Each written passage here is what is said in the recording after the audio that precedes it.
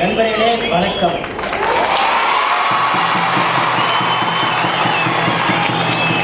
இந்த புனிதமான திருமணத்தில் இருக்கும் பொழுது, புனிதமானவர்கள் பக்கத்தில் இருக்கும்போது எனக்கு ஒரு எண்ணம் வந்தது. அந்த எண்ணத்தை மாணவர்கள், இளைஞர்கள் திருப்பிச் சொல்வீர்களா? சொல்வீர்களா? நான் விளக்காக இருப்பேன், நான் படகாக இருப்பேன், நான் ஏணியாக இருப்பேன், அடுத்தவரின் துன்பத்தை துடைப்பேன், மனநிறைவோடு வாழ்வேன், மனநிறைவோடு வாழச் செய்வேன்.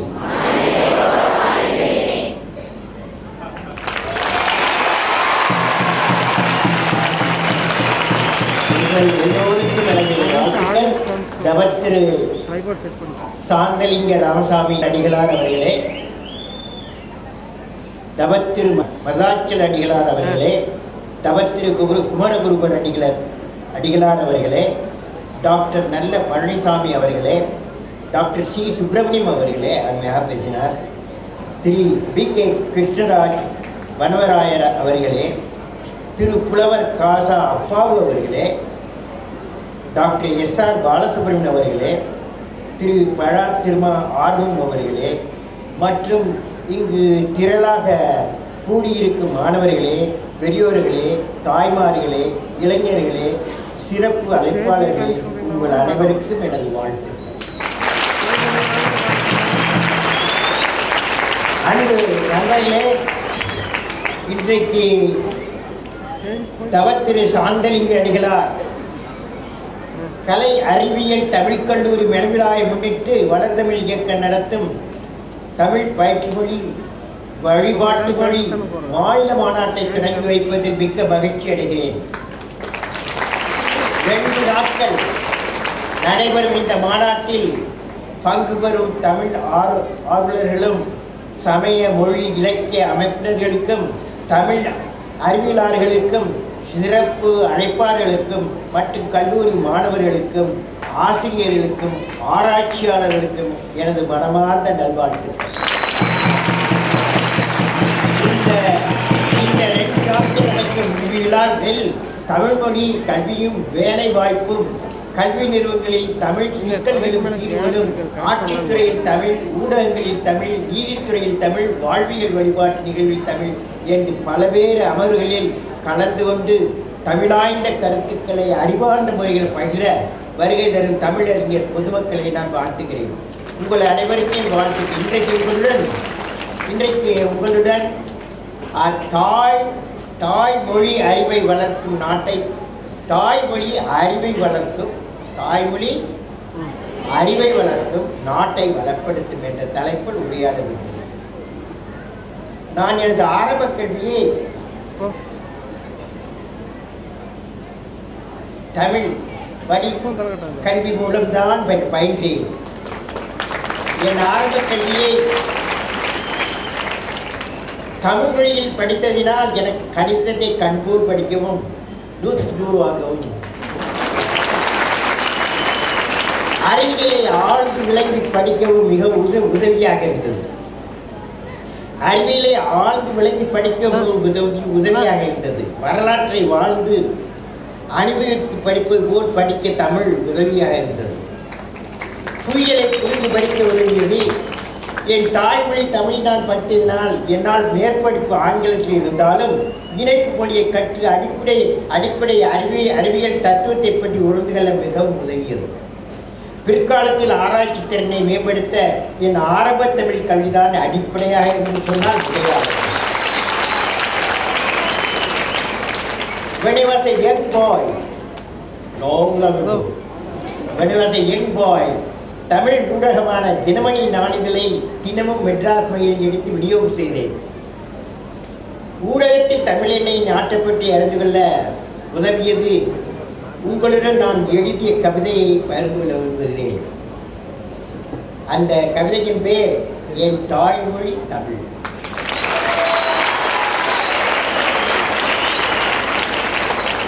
நான் மட்டும் சொல்லுவா, நீங்கள் சேர்ந்து சொல்லுவீங்களா? நீங்கள் சேர்ந்து சொல்லுவீங்களா? என் தாய்மொழி தமிழ் உலக பொதுமறையை உலகிற்கு தந்தது. ஆட்சிக்கும் நீதிக்கும் மக்கள் வாழ்க்கைக்கும் வழி சொல்லும். தாய்மொழி தமிழார்ந்த கல்விக்கு அடித்தளமிட்டது. ஊடகத்தமிழ் அறிவை விரிவடைய செய்தது. ஆட்சியில் தமிழ்மொழி அரசுக்கும் இணைப்பு பாலமானது. தாய்மொழி தரமான வளர்ச்சி பாதையில் தொழில் வளர உதவும்.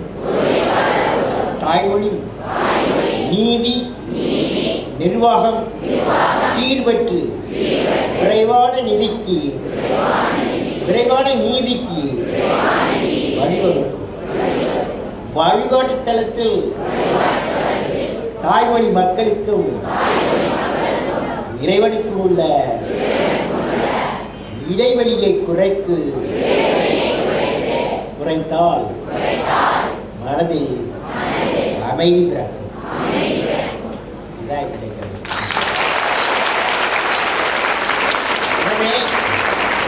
நண்பர்களே, எனவே தாய்மொழி அறிவு மக்களுக்கும் பள்ளிகளுக்கும் அரசிற்கும் நீதி நிர்வாகத்திற்கு ஒரு அடிப்படையாகும் என்பது என்னுடைய கருத்து.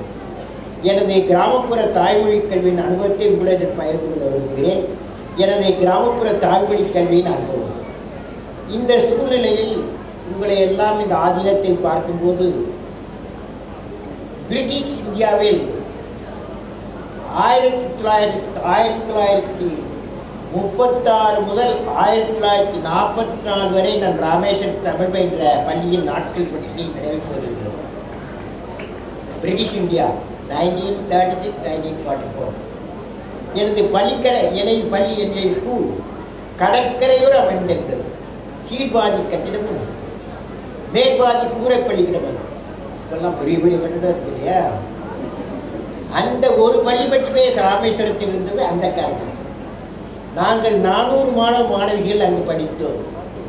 மிகப்பெரிய ஆடம்பர கட்டிடம் மற்ற வசதிகள் இல்லாத அந்த பள்ளியில் எனக்கு ஏற்பட்ட அனுபவத்தை உங்களிடம் பகிர்ந்து கொள்ள விரும்புகிறேன். பகிர்ந்து கொள்ளவா? இதெல்லாம் ரெடியா?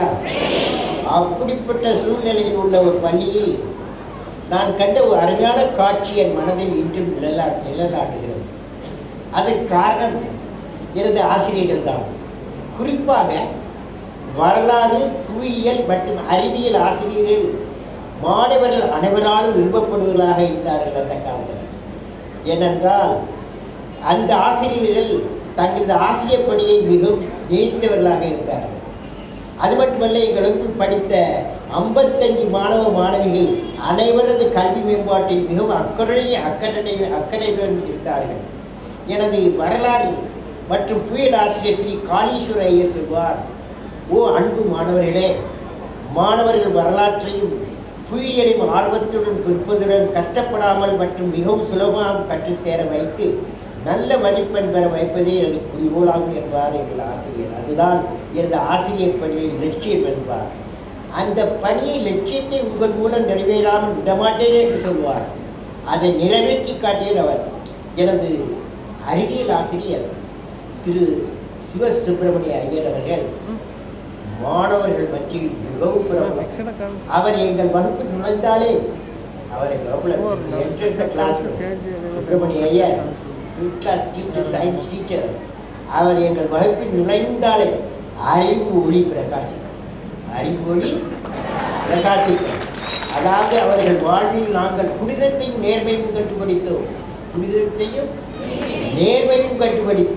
அறிவு ஒளி, knowledge, purity of life. When the teacher enters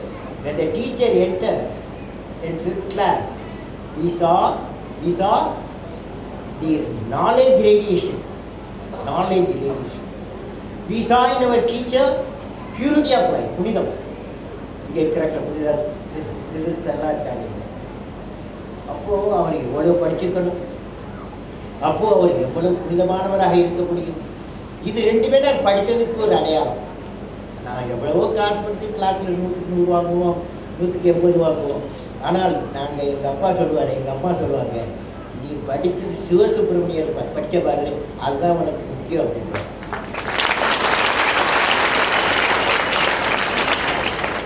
எனது பள்ளி ஒரு மகிழ்ச்சியான பள்ளியாக இருந்தது. நாங்கள் 55 மாணவர்களுக்கும் 8ஆம் வகுப்பில் தேர்ச்சி பெற்றோம்.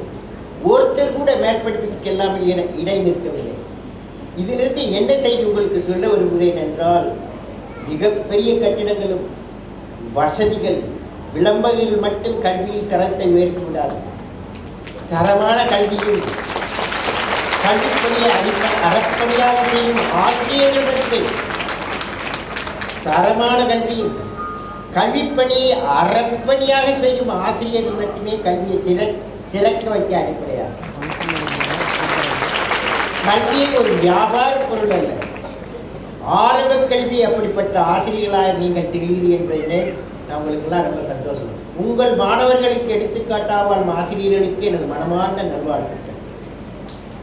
ஆரம்பப்பள்ளி கல்வி நல்ல ஆசிரியர்களால் நல்ல பாடத்திட்டத்தின்படி தேர்ந்து கற்பித்தல் முறைப்படி கற்பிக்கும் போது கல்வி இருக்கும் திறன் மிகவும் எளிதாக சுலபமாக படித்தால் மனதில் தங்கும்படி மாறிவிடும். அப்படிப்பட்ட கல்வி ஆசிரியர்களுக்கும் பெற்றோர்களுக்கும் மாணவர்களுக்கும் ஒரு இணக்கத்தை உருவாக்கும். இதிலிருந்து நாம் அறிந்து கொள்வது என்னவென்றால், எங்க எல்லோரும் என்னோடு சேர்ந்து சொல்லுங்கள் பார்ப்போம். சரியா? நான் யாராக இருந்தாலும் பரவாயில்லை, நான் எண்ணுவது விண்மீனாக இருந்தாலும் என் உழைப்பால் நான் எண்ணியது என்னை வந்து சேரும். இங்கு கூடியிருக்கும் தமிழ் கவிஞர்கள், தமிழ் சான்றோர்கள், தமிழ் அறிஞர்கள், இளைஞர்கள், உங்கள் அனைவரையும் பார்க்கும்போது எனக்கு ஒரு எண்ணம். என்னால் அந்த தவற்று சுவாமிகள் எல்லாரையும் பார்க்கும்போது என்னால் எதை கொடுக்க முடியும் என்ற நினைவு எனக்கு வருகிறது. என்னால் எதை கொடுக்க முடியும் என்ற நினைவு எனக்குள் வருகிறது.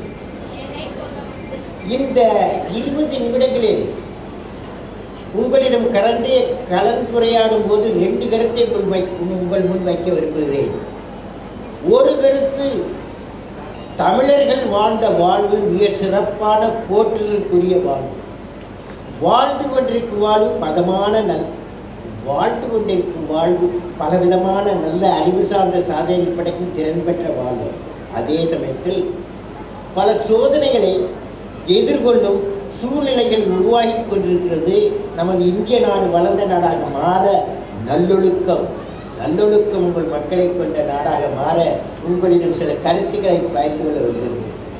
நாம் செய்யும் எந்த பணி தமிழகத்தில் இந்த நாட்டை அறிவார்ந்த நல்ல மக்களுடைய நாடாக மாற்ற விதைக்கிறதோ அந்த பணிதான் சமுதாயத்திற்கு செய்யும் நற்பணியாகும். தமிழகத்தில் இந்த நாட்டை அறிவார்ந்த நல்ல மக்களுடைய நாடாக மாற்ற விதைக்கிறதோ அந்த பணிதான் நம் சமுதாயத்திற்கு செய்யும் நற்பணியாகும். என தமிழ் வளர்ச்சியை விட்டிட்டவர் என்று நம்ம என்னும் போது புறநானூறு, சிலப்பதிகாரம், கம்பர், திருநூறு, பாரதியை பற்றி நினைக்காமல் இருக்க முடியாது. கம்பராமாயணம் நாட்டுப்புறத்தில் பாலகாண்டத்தில் 40வது பாட்டு இங்கு எனக்கு ரொம்ப பிடிச்ச பாட்டு, அதனால உனக்கு சொல்லுறேன். 40 அதாவது அது சொல்ல கம்பர் சொல்கிறார், அப்படி ஒரு காலம் அதை படிக்கும்போது நமக்கு இப்படி ஒரு காலம் வராதான்.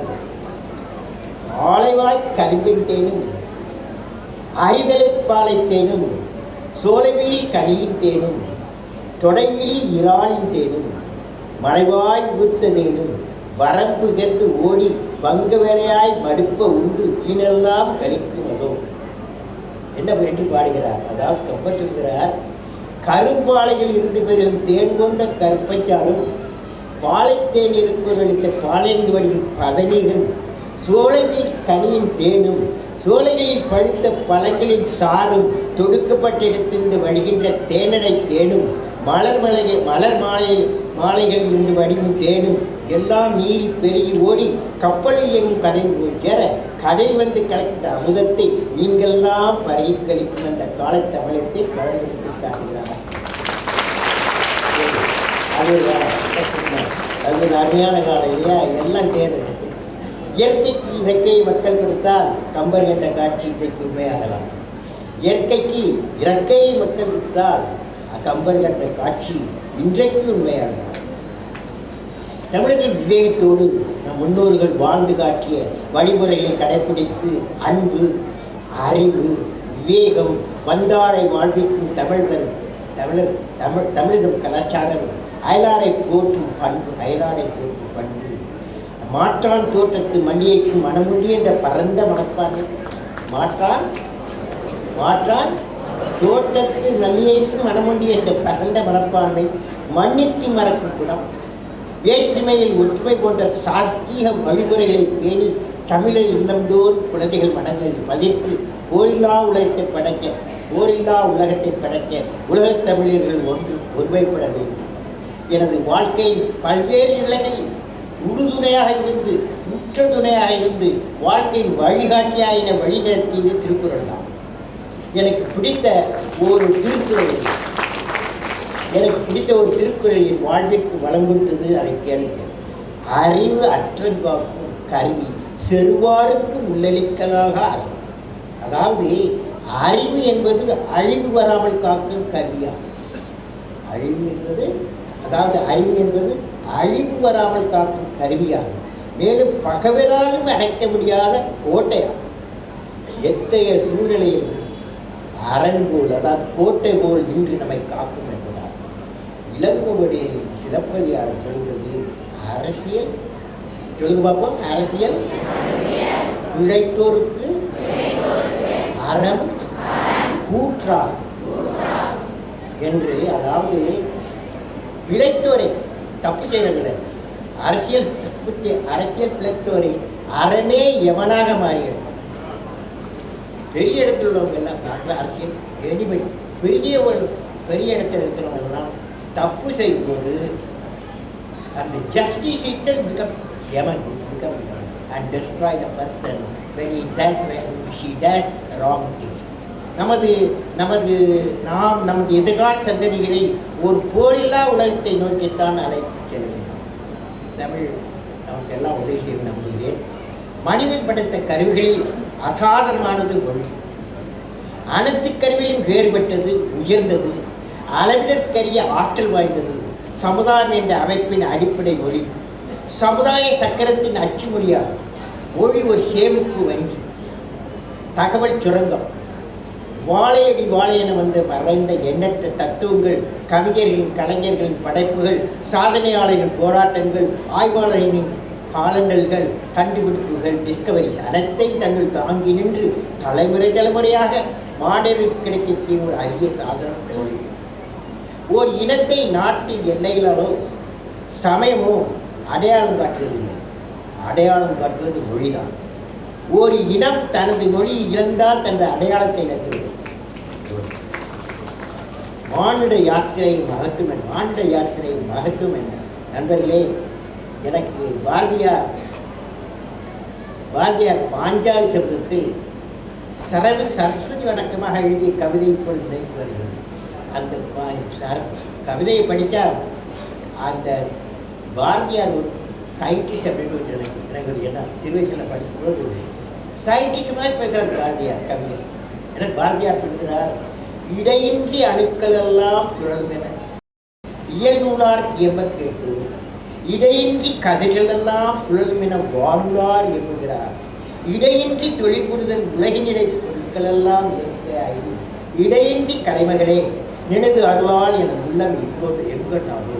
பாரதியார் சொல்கிறார், அணுக்களில் பரமாணுக்கள் ஒன்றை ஒன்று சுற்றி வருகிறது என்று பாருங்க, எவ்வளவு நியூக்ளியர் சயின்டிஸ்ட் அவர். பாரதியார் சொல்கிறார், அணுக்களில் பரமாணுக்கள் ஒன்றை ஒன்று சுற்றி வருகிறது. நம் பூமி கதிரவனை சுற்றி வருகிறது. இதுபோல் கதிரவன் பூமியெல்லாம் சுழற்சி இயக்கில் நமது அண்ட சராசரத்தில் சுழன்று கொண்டே இருக்கிறது. நாமும் மனிதர்களாய நாமும் தமிழர்களாய நாமும் ஓயாது துவலாது நிகழ்ச்சி செய்தால் இறையொருளால் நம் நாடு வளர்ந்த நாடாக வேண்டும் என்ற இந்த பெரிய திட்டத்தை பற்றியுள்ள எந்த ஒரு திட்டத்தையும் சாதிக்கலாம். இந்த அடிப்படை உண்மைக்கு எடுத்துக்காட்டாக தமிழ் கவிஞர் புலோத்துங்கனான டாக்டர் குலசாமி அவர்களை மேற்கோள் காட்டி சில கருத்துக்களை உங்கள் மத்தியில் பகிர்ந்து கொள்கிறேன். புலோத்துங்கன் சொல்கிறார், மாடல் புலோத்துங்கன் சொல்கிறார், தனி மனிதர் குறியினில் வியர்வை நீரில் தளக்கின்ற பயிரன்றோ தரணி தண்ணி. மனிதகுல முன்னேற்றம் அவ்வப்போது மாமனிதர் தோன்றியதால் மனிதன் முன்னேற்றம் அவ்வப்போது மாமனிதர் தோன்றியதால் மனிதன் வென்றார் அப்படிங்கிறார். அதாவது தனி மனிதனின் மனித சமுதாய முன்னேற்றத்திற்கு வரலாற்றாற்றிய பங்களிப்பு எவ்வாறு மனித சமுதாயத்தை உயர்த்தின என்பதை அருமையாக சொல்லும்போதே மானுட யாத்திரை மருத்துவ மொழி. ஒரு கவிஞனின் பார்வை எப்படி தன்னை சுற்றி நடக்கும் ஒரு நிகழ்வை பார்க்கிறது, வரலாற்றையும் பார்க்கிறது, தன் பிறந்த நாட்டை, மொழியை, வளத்தை, அறிவுத்திறத்தை உற்று நோக்கி தன்னால் என்ன மாற்றத்தை உருவாக்க முடியும் என உள்ளடக்கிய வெளிப்படுத்தும் தன்மையை இவரது தமிழ் கவிதையில் காண்கிறேன். ஆதி முதல் அன்று வரை அனைத்தையும் அலைசி ஆராய்ந்து தனது கருத்துக்களை தெளிவாக எடுத்திருக்கிறார் தன் கவிதையில். ஏழ்மையில் பிறந்து இருமையில் வளர்ந்து கல்லு முள்ளும் நிறைந்த பாதையில் கால்நடையாக கைவிளக்கின் துணை கொண்டு வாழ்க்கை பணத்தை மேற்கொண்டவர் டாக்டர் குலசாமி.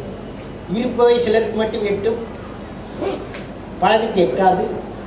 கண்ணுக்கு தெரிந்த சிலர் கைக்கு கிடைக்கும், பலர் கைக்கு கிடைக்காது என்பதை அன்றாட வாழ்வில் அனுபவித்தவர் அவர். அப்படிப்பட்ட சூழலில் வளர்ந்தவருக்கு ஆழ்ந்த சமுதாய உணர்வு, சமுதாய நீதி பெற்ற அக்கறை ஏற்பட்டதில் வியப்பதற்கு எதிரில்லை.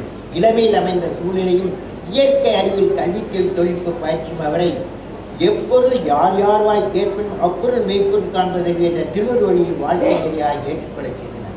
அவர் சொல்கிறார், அந்த மாடல் கவிஞர் சொல்கிறார், உடையில் நாகரிகம் வளர்வதில்லை, உடையில் நாகரிகம் வளர்வதில்லை, உரைகளில் நாகரிகம் வளர்வதில்லை, செல்வத்தில் நாகரிகம் செழிப்பதில்லை, சிந்தையின் வளத்தில் செழிப்பது நாகரிகம், சிந்தையின் வளத்தில் செழிப்பது நாகரிகம் என்கிறார் புலோத்துங்கன். எந்த இடத்தில் அந்த நாகரிகம் வளர்கிறதோ அந்த இடத்தை நோக்கி யாத்திரை செய்கிறேன், அந்த இடத்தை நோக்கி யாத்திரை செய்கிறேன் என்று சொல்கிறார். எந்த இடத்தில் சிறுபான்மை, மொழி சிறுபான்மை, இனி சிறுபான்மை, இனச்சிறுபான்மை, மத சிறுபான்மை, நில சிறுபான்மை, சிறப்பு சிறுபான்மை இதிலும் எங்கும் சமுதாயவாதியின் தராசில் சமநிலை பெறுகிறதோ அந்த இடத்தை நோக்கி நான் யாத்திரை செய்கிறேன். நாம் எல்லோரும் அதே மாதிரி யாத்திரை செய்யணும் என்று சொல்லி உங்களுக்கு எல்லாம் என்னுடைய வழக்கத்தை செய்கிறேன்.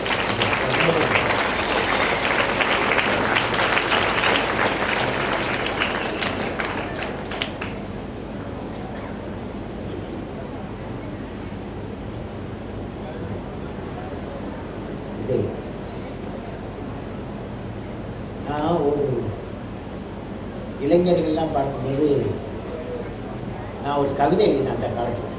அதாவது பிரசிடண்டாக இருக்கும்போது அங்கே பார்லிமெண்ட்டு கொஞ்சம் மெம்பர்ஸ்லாம் இதெல்லாம் பண்ணியிருந்தாங்க. அப்போது எனக்கு பிரசிடென்ஷியல் ஸ்பீச் கொடுக்கணும். அது தப்பு தவிர ஸ்பீச் கொடுக்க முடியாது. அது அப்படி எழுதி ஒரு ஃபார்மலாக ஸ்பீச் கொடுத்துட்டேன். அதுக்கு முன்னால் ஒரு கவிதை பண்ணி படித்தேன். அதோடு நீங்கள்லாம் என்னோட சேர்ந்து சொல்கிறீங்களா? அந்த கவிதையின் பேர் லட்சிய சிகரம். அந்த கவிதையின் பேர் என்ன? நான் ஏறிக்கொண்டே இருக்கிறேன், எங்கு இருக்கிறது லட்சிய சிகரம் என் இறைவா? நான் தோண்டிக்கொண்டே இருக்கிறேன், நான் தோண்டிக்கொண்டே இருக்கிறேன், எங்கு இருக்கிறது அறிவிப்புதையல் என் இறைவா? நான் பெருங்கடலில் நீந்திக் கொண்டே இருக்கிறேன், எங்கு இருக்கிறது அமைதித்தீவு என் இறைவா? இறைவா, 100 கோடி மக்கள் லட்சிய சிகரத்தின் அறிவிப்புதைகளையும் இன்ப அமைதியையும் உழைத்தடைய அருவாயாக. இந்த கவிதை பார்லிமெண்ட். எனவே நண்பர்களே, உறக்கத்தில் வருவதல்ல கனவு, உன்னை உறங்க விடாமல் செய்ததான் தவறு. பல்வேறு பகுதியில் இருந்ததற்கும் தமிழ் அறிஞர்கள் பிரதிநிதிகள் அனைவருக்கும் தமிழ் வளர்ச்சிக்கும் தமிழ்நாட்டின் வளர்ச்சிக்கும் நாட்டின் பயன்பட இந்த மாநாட்டில் வாய்த்து முடிவெடுக்க வேண்டும். முடிவுரை, என்னுடைய முடிவுரை நண்பர்களே, ஞானம் கருதினும் கைகூடும் காலம் கருதி இடந்தான் செய்யும் என்று வள்ளுவர் சொல்லியிருக்கிறார். அதாவது சரியான இடத்தை தேர்ந்தெடுத்து காலம் கனிய காத்திருந்து அது கனிந்தவுடன் முயற்சியை ஏற்படுத்த முடியும். உலகமே நம் சொந்தமாக வேண்டினும் நடந்தது. எனவே நண்பர்களே, நமது எண்ணம் செயல் அனைத்தும் தமிழ் வளர்ச்சிக்கும் தமிழ் சமுதாய வளர்ச்சிக்கும் வித்திடும் வகையில் தான் அமைந்திருக்க வேண்டும். எனவே தமிழ் மொழி வளர்ச்சி மற்றும் சமுதாய வளர்ச்சி நாட்டின் வளர்ச்சிக்கு அடித்தளமாக அமைந்தல் இந்தியா 2020 வந்த நாள் மாறுவது நிச்சயம். நம் இளைய சமுதாயம் நம்பிக்கையுடன் உழைத்தால் அவசியம் இந்திய பொருளாதார வளர்ச்சி வரும், இந்தியா வளர்ந்த நாடாக மாறும். ஒரு நேர்மையான அரசியல் அனைத்து மக்களையுமே அவர்தம் கலாச்சாரத்தை போற்றும் நேர்மையான சமூக பொருளாதார ஏற்றத்தாழ்வுகளை மாற்றி ஒரு அரசியல் தலைமை இளைஞர் மத்தியில் இருந்து உருவாகும். அதற்கு தமிழ் சமுதாயம் உறுதுணையாக இருக்கும். எனவே நண்பர்களே, 2 நாட்களுக்கு தவத்தில் சாந்தலிங்க அடிகளார் கலை அறிவியல் தமிழ் மணிவிழாவை முன்னிட்டு வளர்ந்தமிழ் இயக்குனர் தமிழ் பயிற்சி மொழி வழிபாட்டு மொழி மாநில மாநாட்டை தொடங்கி வைப்பது மிக்க மகிழ்ச்சி அடைகிறேன். இந்த மாநாட்டில் நல்ல பல கருத்துக்களை பகிர்ந்து கொண்டு அதை நடைமுறைப்படுத்தி அதை செயல்படுத்தி வாழ்க்கையில் வெற்றி பெற உங்கள் அனைவருக்கு மனமார்ந்த நல்வாழ்த்துக்கள். கடவுள்களை ஆசிரியர் நமது பள்ளி வளாகம் இவரது உரையாற்றும் அந்த கூட்டமாக மாறிவிட்டது. ஒரு குழந்தையைப் போல கதை சொல்லி, ஒரு ஞானியைப் போல நீதி சொல்லி, ஒரு ஆசிரியரைப் போல தமிழ் நடத்தி தமிழை பயிற்று மொழியாக்கி வழிபாட்டு மொழியாகவும் அவர்கள் மாற்றி இருக்கிறார்கள். பாடம் கேட்ட நம் பிள்ளைகள் இப்பொழுது தன் காலத்தை கலாம் காலமாக மாற்றியிருக்கிற அவர்களிடத்தில் ஐயம் தெளிவதற்காக காத்திருக்கிறார்கள். தமிழை பயிற்று மொழியாக்கி வழிபாட்டு மொழியாக்கி இந்த மாநாட்டை தொடங்கி வைத்து தமிழ் பேராசிரியராக இங்கு தமிழும் நடத்தி இருக்கக்கூடிய மேதகு தலைவர் அப்துல் கலாம் ஐயா அவர்களிடத்தில் இளைய பாரதம் எழுப்புகிற வினாவிற்கு நாங்கள் விடைபெறலாமா? நமது பள்ளி குழந்தைகள் இப்பொழுது வினாவினை கொடுக்கிறார்கள். செல்வி நக்மா.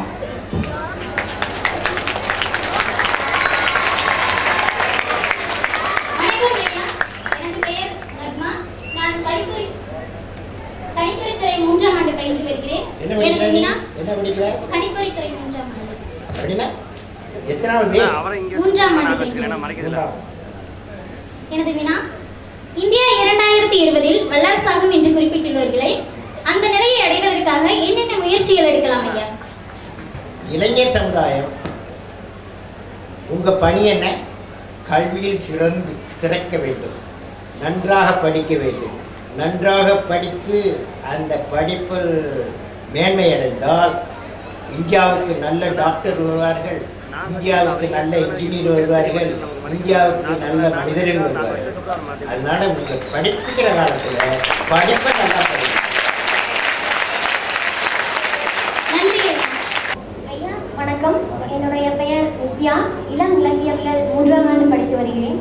எனது வினா, தமிழ் வழி கல்வியில் பயின்றவர்கள் தாங்கள் இன்று உலகம் போற்றும் அளவிற்கு விஞ்ஞானியாக திகழ்கின்றீர்கள். அப்போது தமிழ் உங்களுக்கு எவ்வாறு துணை நின்றது ஐயா? நான் 10ஆம் கிளாஸ் படிக்கும்போது எல்லாம் தமிழ். எங்கள் கணக்கு வாத்தியார் தமிழ் தான் சொல்லி கொடுப்பாரு, ஹிஸ்ட்ரி வாத்தியார் தமிழ் தான் சொல்லி கொடுப்பாரு, ஜியாகிரபி வாத்தியார் தமிழ் தான் சொல்லி கொடுப்பாரு, தமிழ் வாத்தியார் தமிழ் தான் சொல்லி கொடுப்பாரு. எல்லாரும் சரி. ஆனால் அவர் இங்கிலீஷ் கிளாஸ் இருக்கு, இங்கிலீஷ் கிளாஸ் அவர் மட்டும் இங்கிலீஷும் தமிழ் சேர்ந்து பேசுவார். அப்போது அந்த சமயத்தில் fundamentals, the basic for understanding Newton's law, understanding Einstein's law equal to mc square. நம்ம மதட்டங்களை படிக்கும்போது, தாய்மொழி படிக்கும்போது நமக்கு நன்றாக புரியும். அப்படி புரிந்தால் வாழ்க்கை மொழி எல்லாம் புரியும். அப்படி புரிந்தால் வாழ்க்கை மொழி 10ஆம் கிளாஸ் 12ஆம் கிளாஸ்களில் தாய்மொழியில் படிக்க வேண்டும். நன்றி. தொடர்ந்து செல்வன் சவுந்தரராஜன். ஐயா வணக்கம் ஐயா. எனது பெயர் சவுந்தரராஜன். வணிகவியல் 3ஆம் ஆண்டு படிக்கின்றேன். எனது கேள்விங்க, இந்தியாவில் படித்த இளைஞர்களுக்கு வேலைவாய்ப்பை அதிகரிக்க என்னென்ன நடவடிக்கை எடுக்க வேண்டும் என்று தாங்கள் கருதுகிறீர்கள்? ஸோ இந்தியாவில் வந்து 600,000 வில்லேஜஸ் ஆகுது. 6 லட்சம் கிராமங்கள் இருக்கு. அதில் வந்து 700 million people, அதாவது 70% of the people live there. So I have proposed to what is called PURA, providing urban amenities for rural area. These villages should be clustered. இந்த கிராமங்கள் 20-30 கிராமங்கள் ஒன்றாக கிளஸ்டர் பண்ணி அதுக்கு வந்து physical connectivity, electronic connectivity, knowledge connectivity கொடுத்தா economic connectivity கொடுக்கும். அப்போ வில்லேஜுகள்லாம் முன்னேறும். ஓகே, அது தொடர்ந்து செல்வி நந்தினி. வணக்கம் ஐயா. எனது பெயர் நந்தினி. நான் வணிகவியல் துறை 2ஆம் ஆண்டு பயின்று வருகிறேன். வணிகத்துறையா? பிகாம் 2ஆம் ஆண்டு பிகாம் படிக்கிறீங்க. எனது வினா, எதிர்கால இந்தியா அறிவியலில் சிறந்து விளங்குமா, ஆன்மீகத்தில் சிறந்து விளங்குமா? ரெண்டு, அறிவியலும் வேணும், ஆன்மீகம் வேணும்.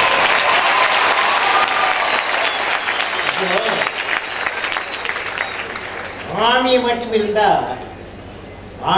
இருந்தா ஒரு பலூன் இருக்கு பாருங்க, பலூன் பார்த்துருக்கியா? அந்த பலூன்ல வந்து ஏறலாட்டா அந்த பலூன் சும்மா போயிடுச்சுனே இருக்கும், மேலே போகாது இல்லையா? மேலே போகிறதுக்கு பலூனில் ஏற வேணும். அதனால அறிவியல் வேணும், ஆன்மீகம் வேணும். தொடர்ந்து செல்வி கல்பனா. வணக்கங்க ஐயா. வணக்கம். எனது பெயர் கல்பனா. நான் முதுகலை தமிழ் 2ஆம் ஆண்டு பயின்று வருகிறேன். கனவு காண உன்னுடைய லட்சியம் என்ன? வெள்ளத்திலேயே மலர்கிட்டம் மாந்தர்தம், வெள்ளத்திலேயே மலர்கிட்டம் மாந்தர்தம் உள்ளத்தனையது உயர்வு. உயர்வு. அப்போ வந்து ஒரு எண்ணம் பெருசாக இருக்கணும். ஆமாம். உங்கள் எண்ணம் என்ன? நல்ல தமிழாசிரியர் ஆகணும். நல்ல தமிழாசிரியர். இப்போ இந்த மேலே பாரு, ஒரு லைட்டு தெரியுது. லைட்டு அந்த லைட்டை பார்த்தோன்னே யார் ஞாபகம் வருது? Thomas Alva. அவர் வந்து சிறுவயனாக இருக்கும்போது அவங்க அப்பா தச்சர் வேலை பண்ணார். அப்பா தச்சர் வேலை பண்ணார். ஸ்கூலுக்கு போக முடியல, காலேஜுக்கு போக முடியல வராங்க. ஆனால் அவருக்கு ஒரே ஹோப் வந்து பப்ளிக் லைப்ரரி லண்டனில் வந்து பப்ளிக் லைப்ரரி போய் டே அண்ட் நைட் அங்கே படிப்பார். படிக்கும்போது ஃபேரடே லா தெரியுமா? அவர் தான் கண்டுபிடிச்சார். எலக்ட்ரிசிட்டி, மேக்னட்டிசம் எல்லாம் அவர் தான் கண்டுபிடிச்சார். அந்த 2 புக்கு அவர் கிடைச்சி என்ன, அந்த 2 புக்கும் அவருக்கு பைபிள் ஆயிடுச்சு. அந்த 2 புக்கும் தான் அவருக்கு வந்து ஆசானானது, ஆசிரியரானது. அதனால நான் என்ன நினைக்கிறேன், வாழ்க்கையில் வந்து ஒவ்வொருத்தரும் எண்ணங்கள் பெரிதாக இருக்க வேண்டும். பல தடங்கள் வரும். பிரச்சனைகள் வரும்போது பிரச்சனைகளை நமது கேப்டனாக கூடாது. நாம் பிரச்சனைகளுக்கு கேப்டனாக மாற வேண்டும். பிரச்சனைகளை டிஃபீட் பண்ணி சக்ஸஸ் ஆகும். புரியுதா? கடைசி வணக்கம் ஐயா. வணக்கம். எனது பெயர் ஜீவிதா. நான் கணிப்பொறி துறையில் 3ஆம் ஆண்டு பயின்று வருகிறேன். என்னமா பண்ற?